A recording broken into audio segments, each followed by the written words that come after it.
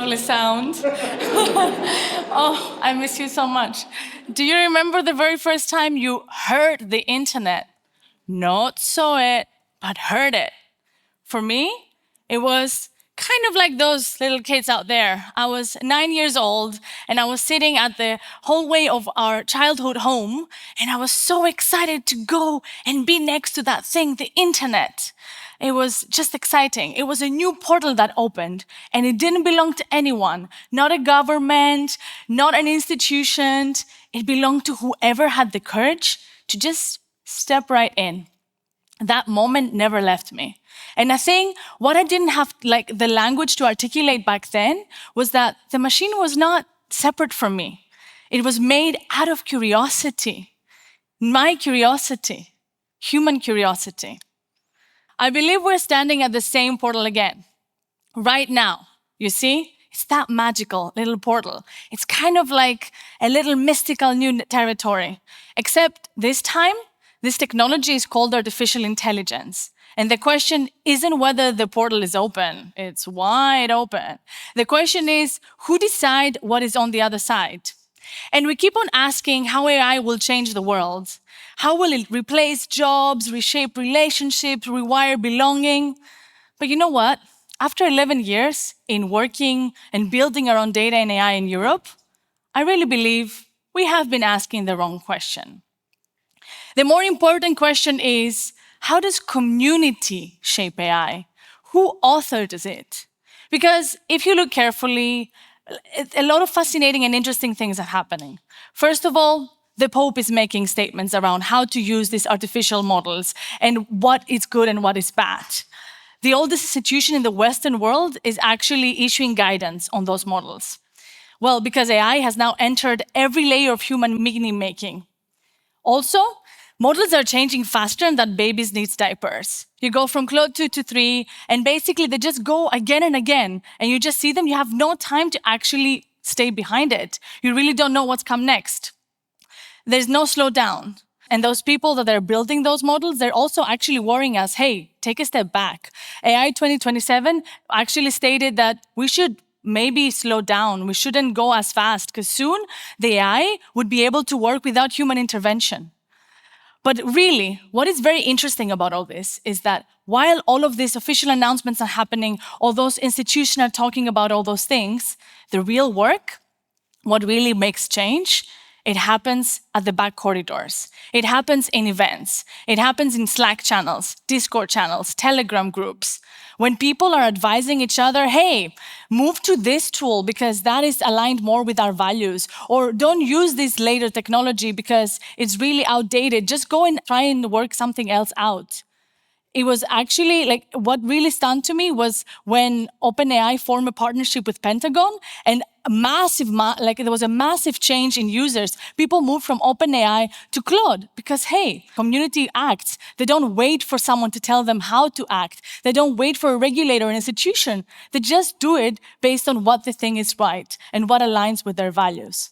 This is really governance at the real level. It's when people make change. It's informal, it's messy, yes, but it's still nevertheless governance. And communities are not just an afterthought after AI is made. It's actually how AI makes decisions. And I'm going to tell you something else that is also quite provocative. I think we have built an entire industry on a mistake. We treat data as a resource. We say that it's something external, something to be extracted, processed, owned, monetized, oil, gold. But data is not oil. Data is us. We are all made of data. Our DNA is data. We contain data. When someone is making a decision in the middle of the night, when they're frantically typing and searching something on the internet, that's not a data point. That's a feeling.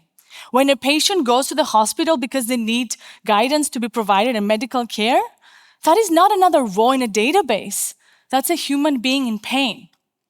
So if data is human, then AI that treats data as a resource is making a fundamental error. It is taking something deeply personal and pretending it is neutral. So really, the communities forming around this technology are not external to AI, are part of it, and they are the decision makers. Now, let me tell you how AI can be author communities. So we talked about the Pope. Like for the familiar ones here in Berlin, they know that behind us is Berghain, which is the Mecca of Berlin, basically, where Berliners are going to pray. Well, imagine me, 2015, I come here in Berlin, and I'm an art curator. I'm a Greek art curator, nothing to do with data, but I'm really fascinated by data and algorithms. And guess what? Germany is not quite the place to be fascinated about these things.